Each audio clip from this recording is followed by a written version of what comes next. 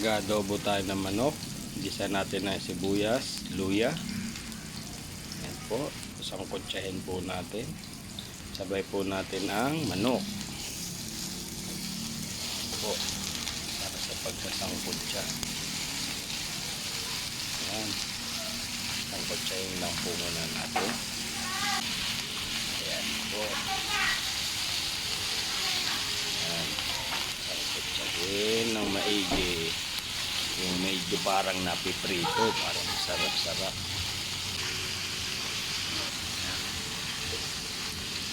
Ayan. Nanonood na po yung sarap.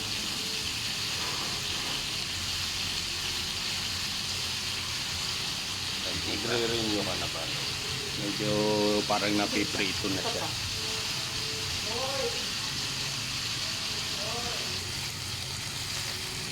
Ayan. Pwede na nating lagyan yan ng toyo. Yan po natin. Toyo. Ayan. Tapos Ano ako doon ng isa ka? Dalhin mo. Ay, kainin mo. siyempre hindi po mawawala yung tubig at lagyan din po natin ng suka po, pampalasa. Wow, magic.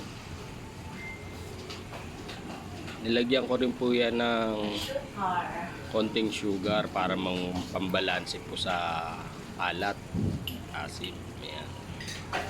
Masarap. Pan po natin pakuluan at yan po, ready na ang ating adobong manok.